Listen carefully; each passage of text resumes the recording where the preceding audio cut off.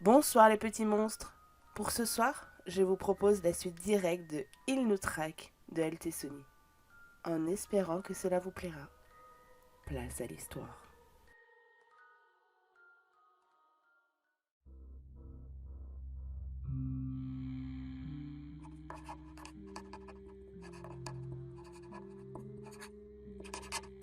Ça fait des mois maintenant que je traque cette sale bête.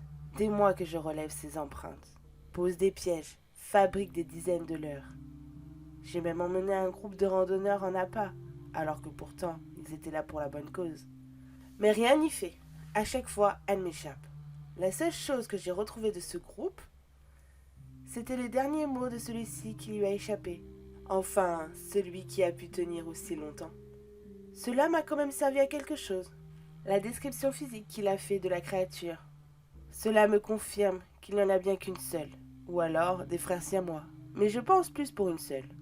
Apparemment, elle serait très grande, poilue et de forme humanoïde, comme un yéti si vous le voulez.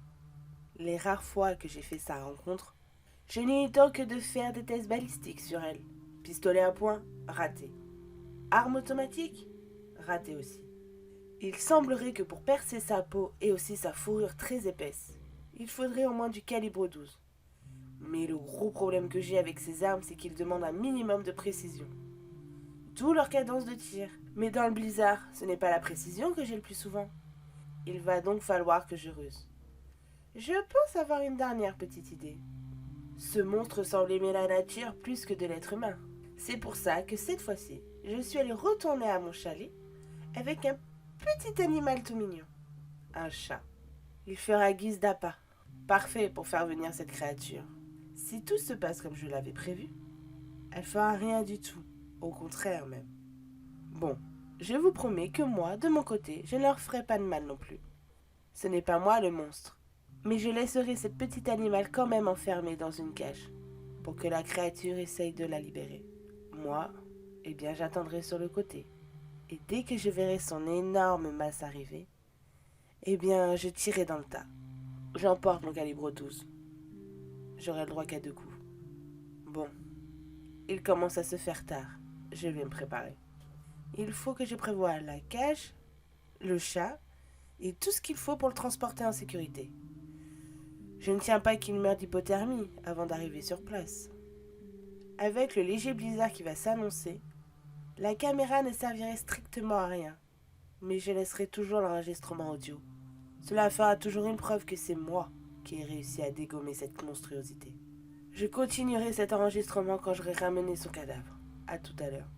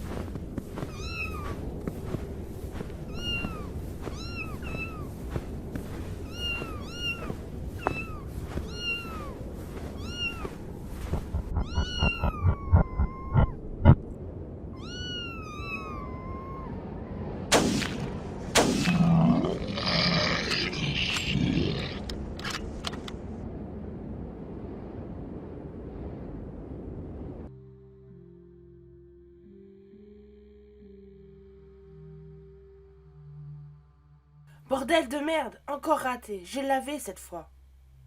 Je vous jure que je l'avais. Je l'ai même touché. La créature a commencé à ouvrir la cage comme je l'avais prévu. Sur les 2 balles que j'ai tirées, seule une a touché son torse. Enfin, il me semble. Quand j'y suis allée, elle était déjà repartie. Il y avait un liquide noirâtre et plutôt épais sur la neige. Probablement du sang.